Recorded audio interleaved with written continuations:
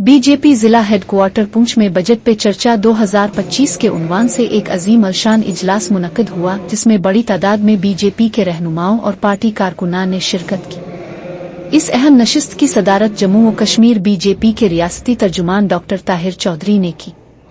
इजलास में पार्टी कारकुनान ने नए यूनियन बजट 2025 और 26 पर तफसील से गुफ्तगू की और अपने ख्यालात का इजहार किया। डॉक्टर ताहिर चौधरी का पार्टी दफ्तर पहुंचने पर शानदार इस्तकबाल किया गया।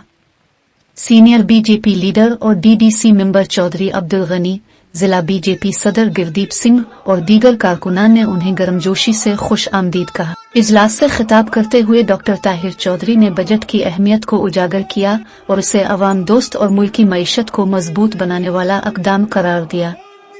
उन्होंने पार्टी कारकुनान पर जोर दिया कि वो बजट की कलीदी खुसूसियात को गहराई से समझें और अवाम तक इसके फवायद मुअस्सर अंदाज में पहुंचाएं। सीनियर बीजेपी रहनुमा चौधरी अब्दुल गनी ने अपने खिताब में वजीर आजम नरेंद्र मोदी की क़ियादत और उनके आलमी इक़्तिसादी विजन की तारीफ की।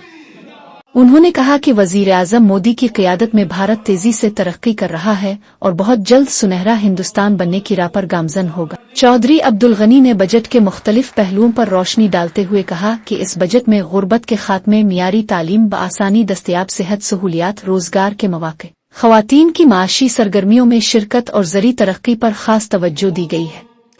उन्होंने कहा कि ये तमाम इक़दामात भारत को खुद कफील और खुशहाल बनाने में मददगार साबित होंगे। इजलास के इख्तिताम पर पार्टी कारकुनान ने हुकूमत की इक़्तिसादी पॉलिसियों की मुकम्मल हिमायत का ऐलान किया और इस अज़्म का इजहार किया कि वो बजट में शामिल तरक्याती मंसूबों को अवाम तक पहुँचाने के लिए भरपूर मेहनत करेंगे। उसके ऊपर चर्चा की जाएगी यहाँ और हमारी आवाम को और पूछ के सभी डिस्ट्रिक्ट के अंदर ये बताया जाएगा कि इस बजट से हमारे आने वाली आवाम को क्या फायदे होंगे।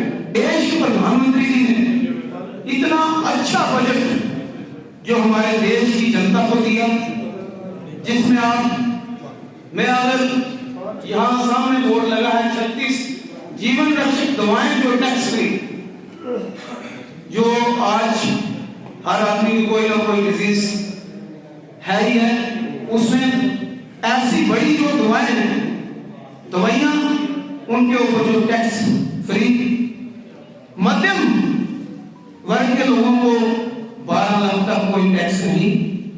किसान था उसको पहले 3 लाख रुपए का क्रेडिट कार्ड दिया जाता है।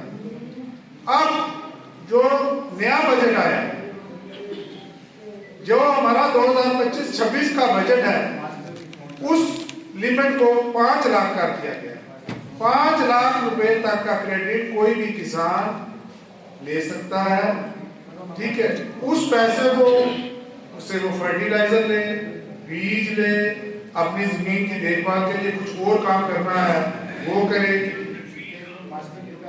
जब आपके पास पैसा होगा, मैंने यहाँ पे कुछ लोग देखे हैं जो बीज के लिए उधार मांगते थे, कल आगे जाना है, तो वो सब बातें इस सरकार ने बिल्कुल अबॉलिश कर दी, निकाल दी, क्योंकि उसके बाद एक कैपेसिटी बन गई कि वो 5 लाख रुपए तक कभी भी जाके बैंक से अपने लिए निकाल सकता है। उस 5 लाख से कोई भी चीज उसके अंदर जो मीटिंग की जो प्रोग्राम था, बजट पे चर्चा का प्रोग्राम था, और ये प्रोग्राम हर साल होता है जब बजट के आने के बाद, और पूरे देश में होता है।